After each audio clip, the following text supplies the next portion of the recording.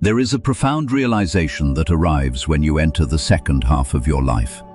Time stops feeling like an endless ocean and begins to feel like a fast-flowing river. Yet despite knowing this, so many of us spend our most valuable remaining years carrying invisible luggage that expired decades ago. We hold on to exhausting habits, outdated roles, and quiet resentments, not because we want to suffer, but simply because we have forgotten how to put them down. Buddhist wisdom offers a precise map for this exact dilemma. It teaches us how to identify the heavy, meaningless burdens we drag through our days and shows us exactly how to release them before it is too late. 1. The exhausting war with your own body.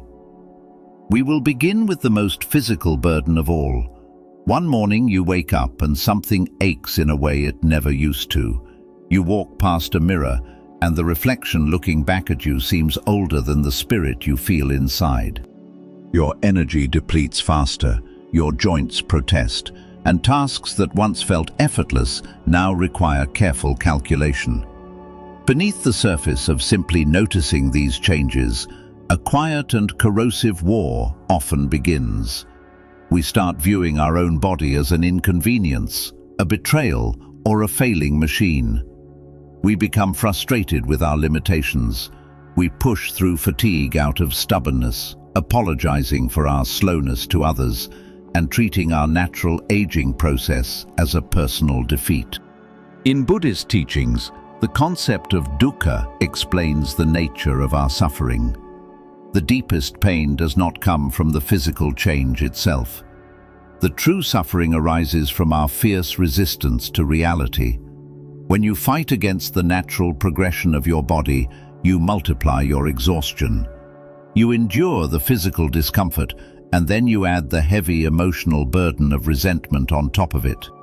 You are demanding that autumn leaves remain perfectly green in the middle of November. Your body is not failing you.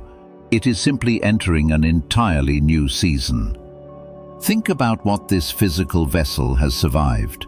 It has carried you through decades of triumphs, heartbreaks, sickness and joy. It has absorbed the impact of a long and complicated life. Hating it now for being tired is like resenting a loyal friend for needing to sit down after walking beside you for thousands of miles. Imagine a classic car that has driven across the country countless times.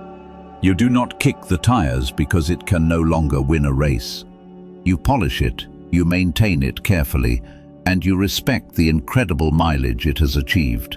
Your body deserves the same reverence. The necessary work here is to shift from active resistance to deep gratitude. Tending to a changing body requires profound grace. Instead of criticizing what your legs can no longer do, thank them for the massive distances they have already crossed.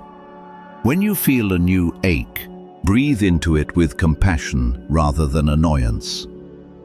The war against your own aging is the only battle you are guaranteed to lose. But making peace with the physical season you are currently in is a victory you can claim right now, this very morning. 2. Clinging to outdated roles and titles. For decades you were the absolute anchor. You were the provider who kept the household running, the caretaker who managed 1,000 invisible details, or the crisis manager everyone called when things fell apart. That was not just a job you did. It became the very definition of who you were. But then, the seasons shifted. The children grew up and moved out, retirement arrived, or the people you cared for no longer needed that specific kind of intensive support. The stage was cleared, the play ended, but you are still standing there in full costume, reciting lines to an empty theater. In Buddhist philosophy, the concept of upadana refers to clinging or attachment. We usually think of this as clinging to material objects, but the most dangerous form of upadana is clinging to a shape of yourself that is no longer required.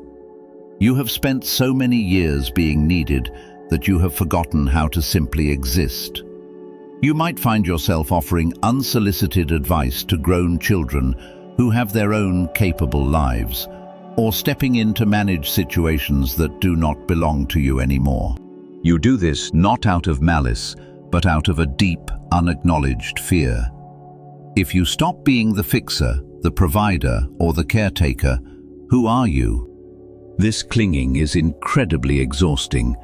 It forces you to constantly manufacture crises or insert yourself into dramas just to feel relevant. But true relevance does not require constant intervention. Letting go of an outdated role is not a loss of your identity, it is a promotion to a higher state of being. You have completed your massive responsibilities. Now, you get to discover who you are underneath all those titles. You get to be the quiet observer, the wise elder, or simply a person who finally has permission to rest. Step off the stage.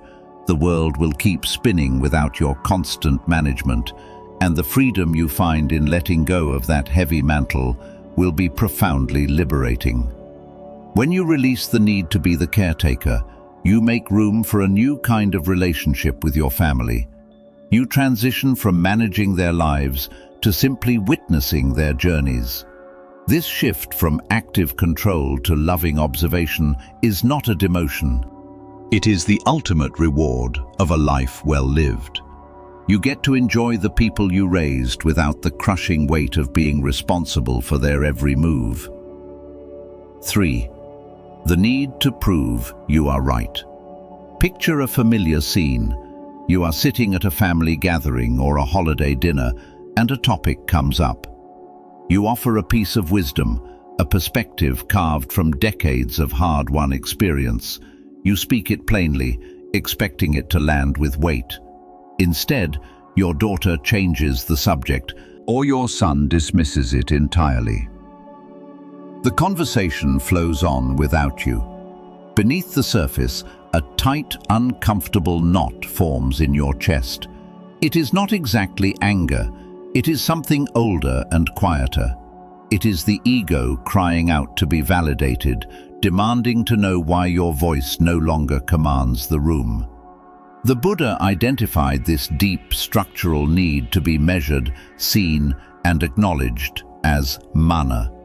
We often translate this as pride, but it is more subtle than arrogance. Mana is the quiet desperation of the ego trying to prove it still matters. For most of your life, this drive served you. It made you work hard, build a career, and establish a respectable life. But in your later years, mana becomes a massive drain on your spirit.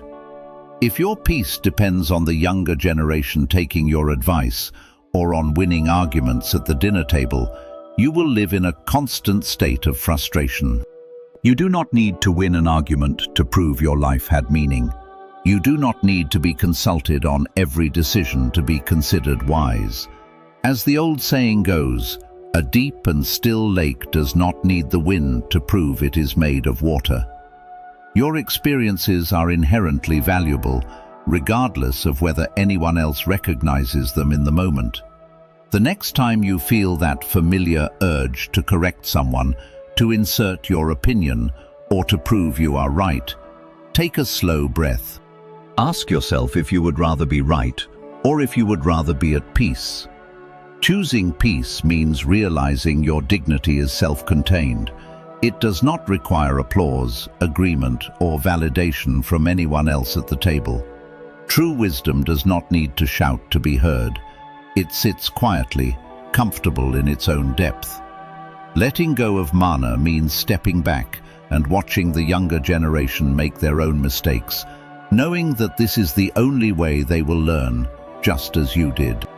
When you stop fighting for the microphone, you will find a profound silence that is far more comforting than any argument you could ever win. 4. Disguising anxiety and control as love. How much of your night is spent staring at the ceiling, turning over problems you cannot possibly solve? You worry about your adult children facing financial struggles. You fret over the global economy, political unrest, and headlines that paint a terrifying picture of the future. You carry this constant, low-grade hum of anxiety in your chest, convinced that if you just think about these problems hard enough, you might somehow protect the people you care about. You tell yourself that this is what a good, caring person does. You call it love. But Buddhism asks us to look closer at this mental habit through the lens of anicca, the truth of impermanence, and the illusion of control. What you are experiencing is not love. It is a profound lack of trust, disguised as affection. Worry is love that has lost its faith. When your children were small, your worry translated directly into action. You could pick them up, feed them, and lock the doors. Now the dangers are abstract and completely outside your jurisdiction. The mind, desperate to feel useful, uses worry as a substitute for action. It believes that carrying the burden of anxiety is a moral obligation. Worrying about someone does not shield them from hardship. It only drains your own vitality. True love is expansive and deeply rooted in the present. Worry is contracted and entirely focused on a manufactured future. You must begin to draw a firm line between the circle of things you care about and the circle of things you can actually control. You can offer a listening ear, a warm meal, and a grounded presence. But you cannot walk their path for them. And you cannot fix a broken world by ruining your own sleep. Letting go of this anxiety is the highest form of love you can offer. It shows the people around you that you trust their resilience, leaving you with the energy to actually enjoy the time you have left with them. When you stop projecting disaster into the future, you finally arrive in the present moment. You can sit with your family and genuinely connect, rather than physically being there while your mind is miles away, solving imaginary crises. Release the heavy burden of being the architect of the universe. It is not your job to hold the sky up anymore. Let it rest, and let yourself rest alongside it. If this message is bringing you a sense of relief or helping you recognize a heavy weight you have been carrying, please consider taking a brief moment to subscribe to Buddha Coha. Our goal is to create a quiet refuge for you, a safe space to return to whenever the world feels too demanding. By joining the Buddha Coha community, you not only support this journey, but also help us share these gentle reminders of peace with others who deeply need to hear them today. Thank you for being here with us. Now let us explore the next step in finding your freedom. 5. Reopening old emotional wounds. There is a wound you carry. It might be a betrayal by a friend, a harsh injustice from a sibling, or a deep disappointment from someone you trusted entirely. The original event happened 20 or 30 years ago. The person who hurt you has likely moved on, and in some cases, they might not even remember the specific details of what they did. Yet, you still spend hours replaying the conversation in your mind. You feel your chest tighten, your jaw clench, and your heart race as if the betrayal is happening right now in this very room. The Buddha offered a brilliant metaphor for this exact kind of self-inflicted suffering called the second arrow. In life, getting struck by the first arrow is unavoidable. That first arrow is the original painful event. It was the lie, the theft, or the cruel word. It genuinely hurt, and it was absolutely not your fault. But the second arrow is the one you pick up and drive into your own wound over and over again, every time you obsessively relive the memory. The first arrow was fired by someone else. The second arrow, the third, and the 1,000th arrow are fired entirely by you. We hold on to these bitter memories because we mistakenly believe that our anger is a form of justice. We feel that if we let go of the pain, we are somehow validating the terrible thing that was done to us. But carrying this heavy resentment does not punish the person who wronged you. It only poisons your own remaining days. You are allowing a ghost from the past to rent free space in your mind, stealing the precious energy you could be using to enjoy the present. Forgiveness is wildly misunderstood. It is not an act of pardoning someone who harmed you, and it certainly does not mean that what they did was acceptable. Forgiveness is an entirely selfish act in the best possible way. It is the conscious decision to stop stabbing yourself with the second arrow. It is stepping out of the prison cell and refusing to be the warden of your own suffering anymore. You do not owe the person who hurt you anything, but you absolutely owe yourself the peace of letting it go. Drop the arrow. The war is over, and you are allowed to walk away from the battlefield. 6. Neglecting your own joy for everyone else. Let me ask you a very direct question. When was the last time you did something purely for yourself? I do not mean taking a vacation that was meticulously planned around everyone else's schedule. I mean doing something completely unapologetic, something that served no practical purpose other than bringing a sudden spark of joy to your own heart. For many people in their later years, the immediate response to this question is a deep sense of guilt. We have been conditioned to believe that putting ourselves last is the ultimate virtue. In Buddhist practice, there is a core meditation on loving kindness known as metta.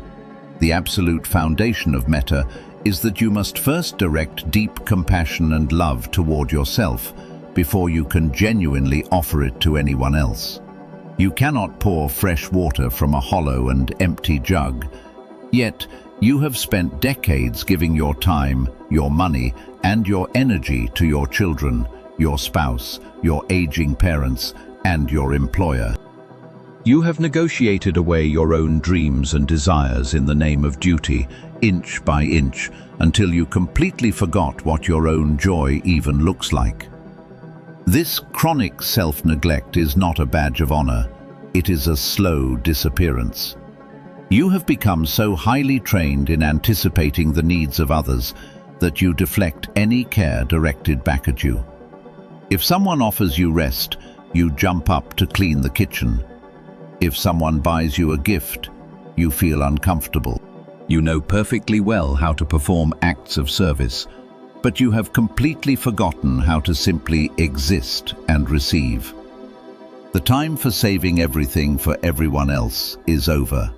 You do not need to wait until the house is perfectly clean or everyone in your family is perfectly happy before you are allowed to enjoy your own life. Start small.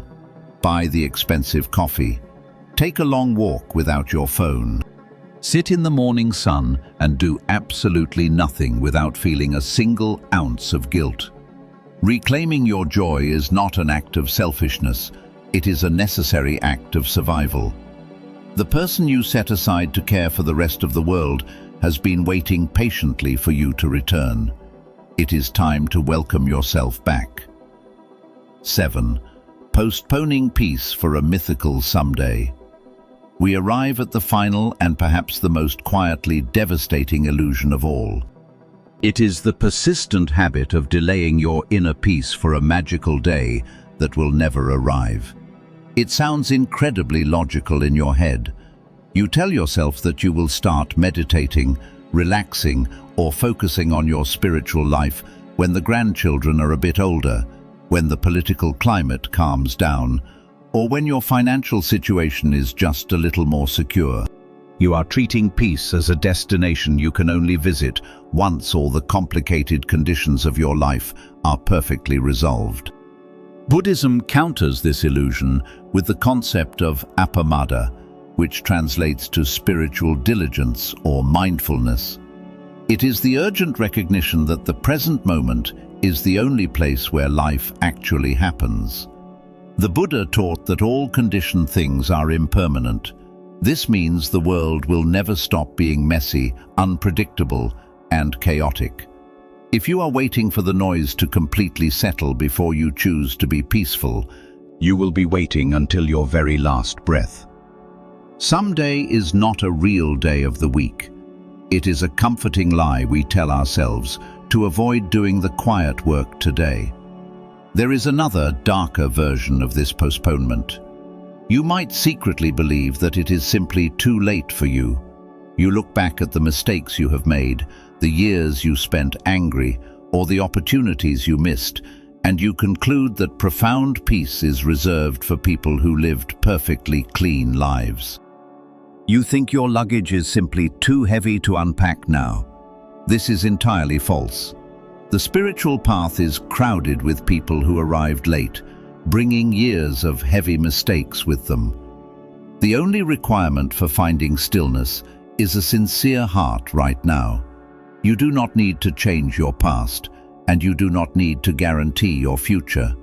You only need to carve out a small, quiet space in the middle of today. You do not have endless years left to postpone your joy. The only door to peace is the exact one you are standing in front of at this very second.